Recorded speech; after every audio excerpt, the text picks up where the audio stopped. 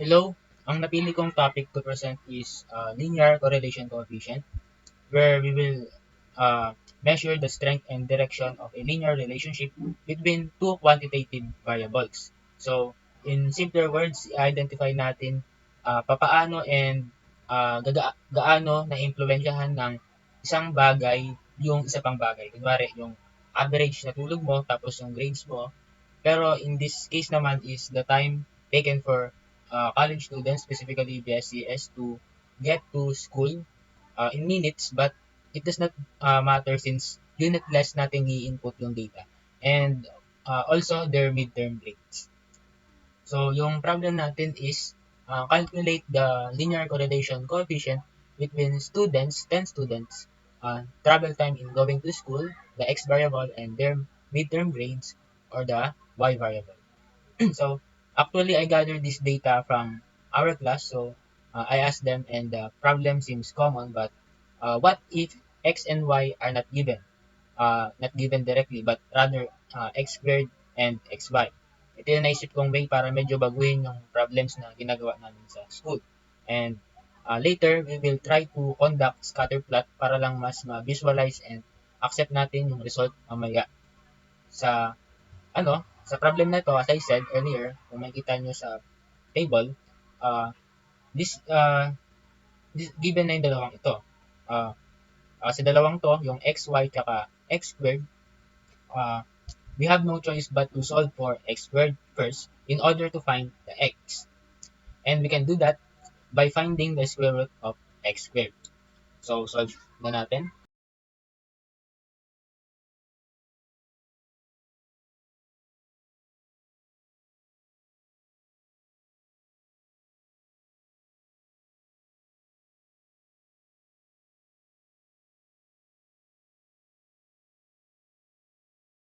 And then, since xy is given and we know the value of x, we can now find the value of y by dividing xy by x.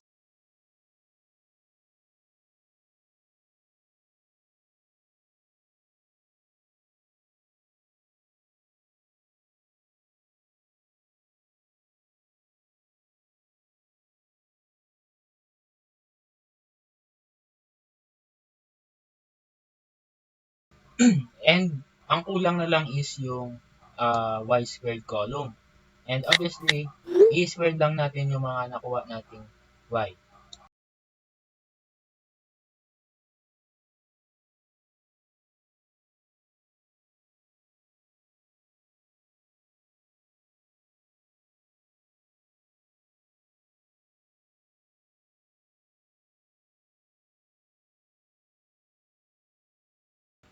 Since we have 1, 2, 3, 4, 5, 6, 7, 8, 9, 10 pairs, the number of our data pairs is 10, which is represented by letter M.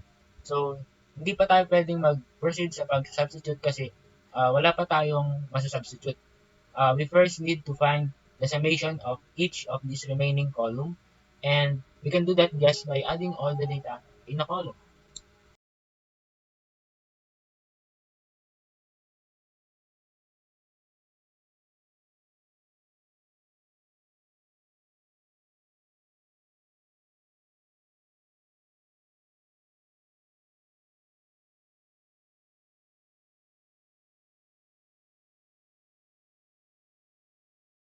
Ngayon, given this linear correlation coefficient na formula, as you can see in the screen, we have the parts uh, of it in order to solve for sample correlation coefficient, which is represented, as you can see, as letter R. So, pwede na tayong mag-substitute.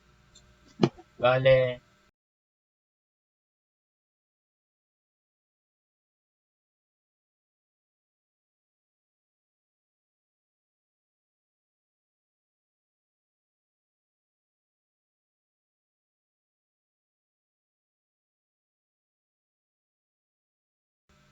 so yan, na-substitute na natin siya. So, ang kinalabasan is 10 times 41,070 or yung summation of xy minus 450 times 920 all over the square root of the square root of the quantity of 10 times 25,250 minus 450 squared minus the quantity of 10 times 84,714 or yung summation of y squared natin minus 920 squared.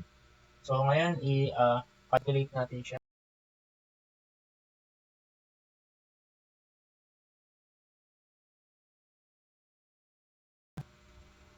So the result is negative 0.5425 or sabihin na natin negative 0.54. Negative means kapag daw tumaas yung isang variable, bababa naman yung isang variable, which implies that the more na mas mahaba or matagal yung tinatravel ng college student to their school, the more na possible na magkaroon sila ng mas mababang grades or the less time na tinatravel nila uh, sa papunta sa school, the more na possible naman na magkaroon sila ng mas mataas na grades according sa result. However, if we will take a look sa range of values and their interpretation, kasi di ba mas close sa 1, mas strong or perfect yung relationship, negatively or positively. And pag mas close naman sa 0, mas weak yung kanilang relationship. So sabi dito, kapag 0, no correlation. Kapag 0.01 to 0.3, negligible positive or negative correlation. 0.31 to 0.50 pag low positive or negative correlation. 0.51 to 0.70 kapag moderately. 0.71 to 0.90 kapag high correlation. 0.91 to 0.99 kapag very high correlation, and 1 kapag perfect correlation. So, yung nakuha natin is negative 0.54 and naka-align siya sa moderately negative correlation, which implies that it is a moderate but not a very strong negative linear relationship.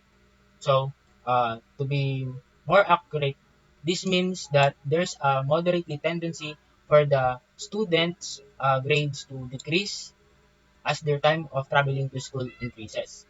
But the relationship is not perfectly predictable, so it is possible na may ibang factors pa na nakaka-impluwensya sa variables. And also, itong result na to is result lang ng class namin. So, pwedeng iba yung result sa ibang class or even sa ibang set ng mga estudyante sa within our class. So, sample lang siya and it is not universally true. So, kung i-scatterplot natin itong dalawang variables na ito, we would expect or dapat ang makita natin is a downward sloping trend, though the points would not all lie perfectly on the line. So, let's do it.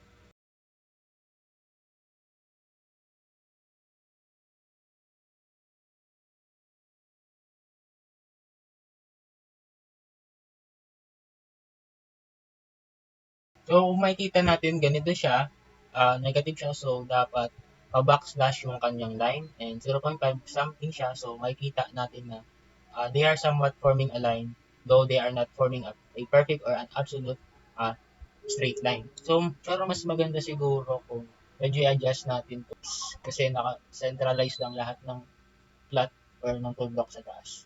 So, yan, mas okay yung pagka-scatter plot. So, this proves na yung relationship ng ating x and y variables is truly a negative 0.54. Linear linear correlation coefficient, nagagamit natin siya sa real world such as sa economics, biology, and social sciences like investment and return, height and weight, crime rates and unemployment, and so on. Pero may mga limitations itong formula na ito since it is sensitive to outliers, only measures linear relationships and does not imply causation. Uh, Tapos sa pag sa substitute, we can do it or sa pag compute, we can do it part by part pero pwede naman din siyang isolve na as a whole. But make sure lang na talagang walang mali doon sa pag-substitute natin kasi medyo mahaba yung formula. So that's it. Sa tingin ko na-fulfill na natin yung mga objectives regarding this topic. I'm James Lawrence de la Cruz. Yun lang po. And salamat.